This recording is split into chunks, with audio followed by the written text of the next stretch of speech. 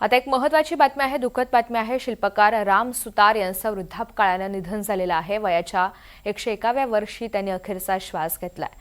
सुतार यांनी जगभरामध्ये 200 पेक्षा अधिक शिल्पही तयार केलेली आहेत आणि शिल्पकार राम सुतार यांचं निधन झालेलं आहे। वृद्धापकाळानं त्यांचं निधन झालेलं आहे। वयाच्या 101व्या वर्षी त्यांनी अखेरचा श्वास घेतलेला आहे।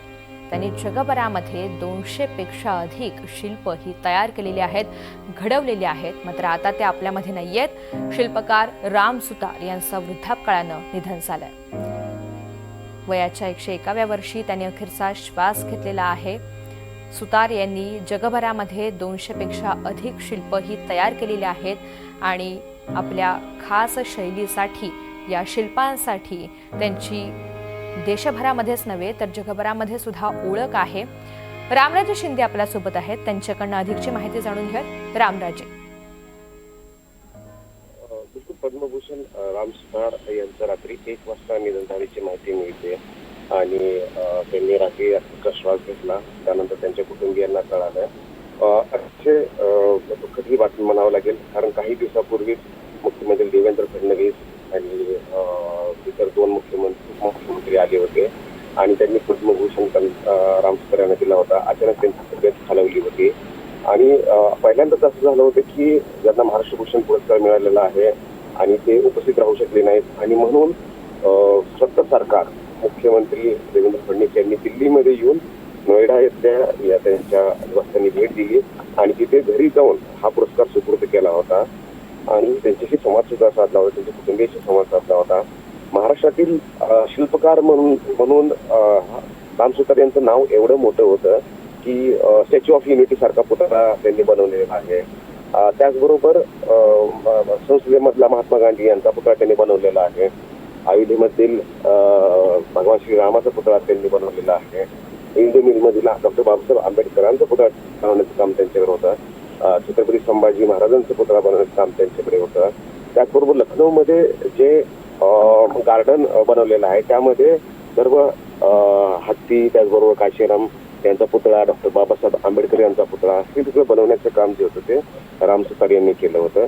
त्यामुळे त्यांचं नाव शिल्पकार म्हणून आणि सर्वच पंतप्रधान इंदिरा गांधी असेल, राजीव गांधी असेल यांच्यापासून पंतप्रधान डॉक्टर मनमोहन सिंग असतील किंवा नरेंद्र मोदी असतील यांनी सर्वांनीच राम सुतार यांची भेट घेतली होती। त्यांच्या कार्याविषयी कौतुक केलं होतं, त्यांना पुरस्कार सुद्धा दिले होते आणि एखाद्या मूर्तीमध्ये जिवंतपणा कसं आणणं हे राम सुतार यांच्या कलेतून दिसत होतं।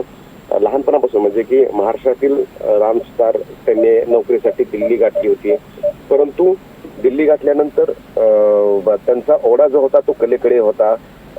लहानपणी त्यांना एक विंचू चावला होता आणि त्यावेळेस विंचू चावल्यानंतर विंचूचं शिल्प काढण्याचं काम त्यांनी केलं होतं। त्यामुळे त्यांच्या आयुष्यातलं हे पहिलं शिल्प होतं की ज्या विंचून चावलेलं आहे त्या विंचूचं शिल्प काढण्याचं काम त्यांनी केलं। साबणावरती शिल्प काढलं होतं आणि त्यानंतरचा हा प्रवास सुरू झाला। मग त्यांना कळाले की ही कला त्यांना अवगत आहे, आपण शिल्प बनवू शकतो आणि त्यानंतर मग त्यांनी छोटे छोटे शिल्प बनवायला सुरू केले।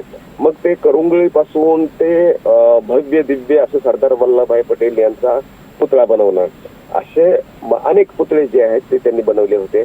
बारकावे खूप त्यामध्ये घेतले जातात, किती मिलीमीटर, किती सेंटीमीटर संपूर्ण मटेरियल वापरायचं असतं। त्याचबरोबर कशी बरोबर डोळे बरोबर येणं गरजेचं आहे, हात, पाय, चष्मा आणि हे सगळे शॉल, हे सगळे बारकावे जे आहेत ते तपासून आणि हुबेहूब अशी मूर्ती आकारणं आणि त्या मूर्तीमध्ये जिवंतपणा आणणं हे काम जे आहे ते राम सुतार यांनी केलं होतं।